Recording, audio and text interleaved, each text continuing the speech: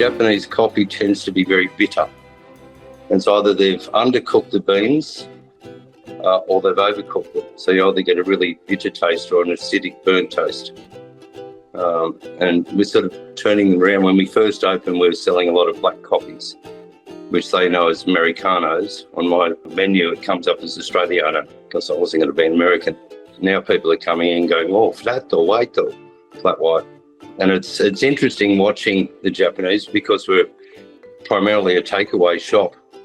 They're not in here saying, oh, this coffee's beautiful. They actually leave the shop and then come back in to tell us that the coffee's delicious.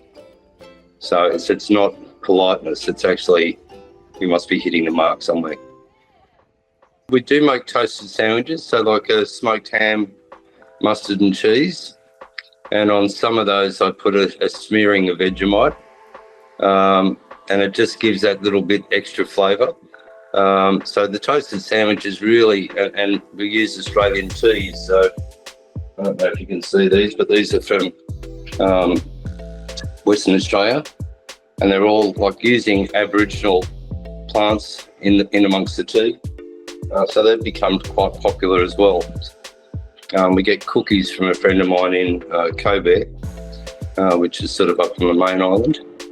But we only have a small space here. I'm looking at hopefully taking over the back end of the building shortly.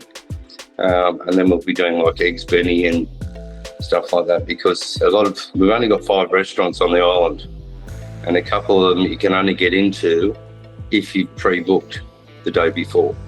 And of course, some people come to the island not knowing that, and then the other restaurants are full. So this will sort of give us another opportunity. The local Shinto priest is probably my best customer. He's in here every day for coffee, at least once. He'll get a toasted sandwich. He tries to get, because I've got jars of Vegemite for sale as well, and he'll bring somebody in. This one loves Vegemite, and I give him a little bit on a knife. And some will go, oh, this is really nice. Others go, oh, that's really good. But I say to them, Vegemite's like natto. Natto is a Japanese breakfast dish, which is fermented soybeans. And it's really gluey, like you see them mixing it up and it's like got strings of glue. It's not something I'm a big fan of. You know, I guess we grew up on Vegemite, they grew up on natto, so.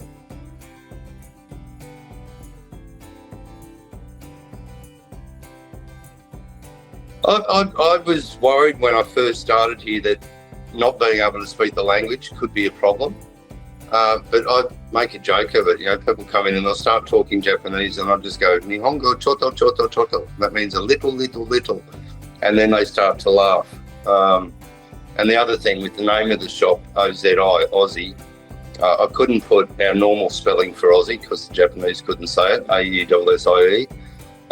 So I thought, oh, Aussie, that's a perfect thing. My wife didn't say anything. Aussie's actually pronounced Oji, which means old uncle.